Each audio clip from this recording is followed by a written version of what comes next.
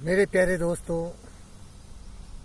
8 अरब पूरे पृथ्वी में रहने वाले मानव जाति बहनों और भाइयों, आप सबों से मेरा एक निवेदन है कि ज़िंदगी में इस तरह की परिस्थिति कभी मत लाइए कि आपस में द्वेष हो, कलह हो, ईर्ष्या हो, मार काट हो, क्योंकि इसमें सर्वनाश सबों का होगा।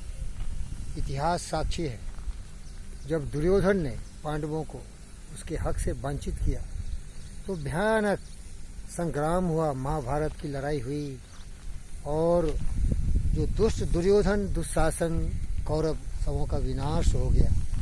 अगर वो दुष्ट व्यक्ति ये सोचा होता कि शांति में ही सब सुख है और कृष्ण की बात को मान के 5 गांव भी दे दिया होता पांडव को, तो जो खून की नदियां बह गई, हजारों करोड़ों लोगों की हत्याएं हो गई, नहीं होता। अगर हिटलर भी इतना महत्वाकांक्षी नहीं होता और जितना उसका साम्राज्य था, जर्मनी में उतना आनंद से जीवन जीता, अपने नागरिकों की रक्षा करता और जितने भी विश्व के विभिन्न राष्ट्र थे सबों के साथ अच्छे संबंध बना के रहता, तो न उसे जहर खा के और गोली मार के मरने की आवश्यकता होती और न दुनिया में वर्ल्ड वॉर 2 होता, द्वितीय विश्व युद्ध को रोका जा सकता था।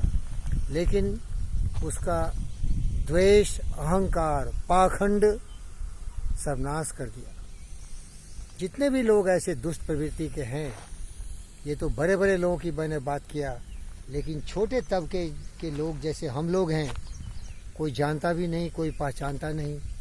अनुभव किया है जिंदगी में कि अगर हम ऐसी वाणी बोलिए, मन का आपा खोए, औरन को शीतल करे, आप ही शीतल होए। तो जब हम कुछ बोलते हैं तो पहले सोचते हैं। अगर हमारी बुद्धि बिल्कुल साफ सुथरी हो, जहाँ सत्य, न्याय, प्रेम, शांति, अहिंसा का प्रवेश हो, करुणा, दया, प्रेम, स्नेह का समावेश हो, तो हम कभी भी दुष्ट प्रवृत्ति में आएंगे नहीं और सबों के लिए हम अच्छी बात सोचेंगे। इसीलिए ये फकीर योगी वीरेंद्र योगी योग विद्या का अध्ययन करते हुए इस निष्कर्ष पर आया है कि असदो माँ सद्गम्यो, तमसो माँ ज्योति गम्यो, मृत्यु माँ मृतम गम्यो। अगर सभी लोग इस 3 जो लाइन है संस्कृत के, इसको समझ ले, पंक्तियों को समझ ले, असदो माँ सद्गम्यो, हमें झूठ से सच्चाई की तरफ ले चलो। खुद को बोलना है, कोई नहीं भगवान भाई भूल जाओ, तुम भाग्य का खूब विधाता है मेरे भाई। ये भगवान भरोसे रहने वाले ही ये पाखंड और दुष्कर्म को कर्म करते हैं। खुद को बोलो, असदो मा सद्गम्यो, अपने बुद्धि को इतना समृद्ध करो कि हमेशा सत्य की तरफ जाओ। तमसो मा ज्योति गम्यो, अंधकार से, अज्ञानता के घनघोर अंधकार, काम, क्रोध, मद, लोभ, मोह, ईर्ष्या, द्वेष से हमेशा रोशनी में प्रकाश के जाओ। सत्य, न्याय, प्रेम, शांति, अहिंसा के रास्ते पर चलो और ये धारणा ध्यान से सिद्धि हो सकता है। मृत्यु मामृतम गम्यो, तो अकाल मृत्यु जो होगी, लड़ाई झगड़े, काहीं कलबल, क्रोध में, उससे मुक्ति मिल जाएगी। मैं आपको एक उदाहरण देता हूँ। कल हमारे घर में, क्योंकि मैं जंगलों में रहता हूँ, वातावरण आपको दिख रहा होगा, ये मेरा एकलव्य टेनिस आश्रम है जहाँ की मैं भ्रमण कर रहा हूँ, लेकिन मेरा घर कुछ जंगल में है। तो बड़े बड़े 3 कुत्ते पाल के रखा हूँ।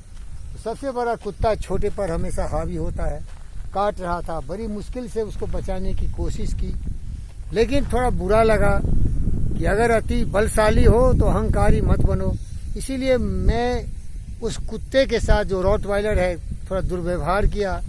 तो मैं बाद में रोने लगा, दुखी हो गया, क्योंकि जिसको मैं इतना प्यार करता हूँ उसको मैं इस तरह से बदसलूकी की उसके साथ। वो मेरे बेटे जैसे हैं, वही सब कुछ है हमको, वही हमारे रक्षक हैं, वही हमारे साथ रहते हैं। तो मैं थोड़ा दिव्य ज्योति की तरफ बढ़ा। आपके परिवार में पत्नी होंगी, बाल बच्चे होंगे, वो भी कभी कभी इस तरह से कुछ उल्टा सीधा करेंगे, तो अपने आवेश को नियंत्रण रखिए। काम, क्रोध, मद, लोभ, मोह में आके ईर्ष्या, द्वेष से अपने मन की शांति को भंग होते मत दीजिए, क्योंकि अगर जब क्रोध मनुष्य पर छाता है, सारा विवेक मर जाता है।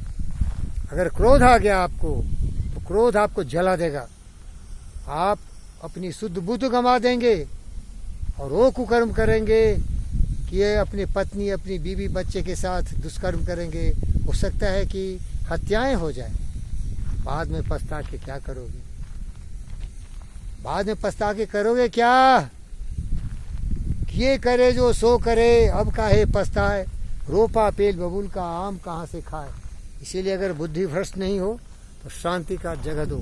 शांति शांति शांति अपने मन में, अपने परिवार में, अपने समाज में, अपने राज्य में, अपने राष्ट्र में, अपने पूरे देश में और पूरे विश्व में। और इसीलिए याद रखना, आत्मसर्वभूतेषु, सारी आत्माएं समान है, सम्मान करो, कभी भी किसी का निरादर मत करो। वसुधैव कुटुंबकम, ये पूरी पृथ्वी ही अपना परिवार है। और सर्वभवन्तु सुखिनः, सबों की खुशहाली की बात करो। तो सारांश है जिसे हम बॉटम लाइन कहते हैं। कितना भी कोई दुष्कर्म हो जाए,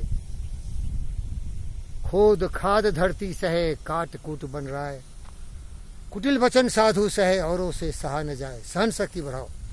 जब परशुराम ने राम को, जब उन्होंने जनकपुर में धनुष स्वयंवर सीता का हो रहा था, तोड़ दिया, तो परशुराम अपमानित कर रहे थे राम को, लेकिन वो धैर्य के साथ थे।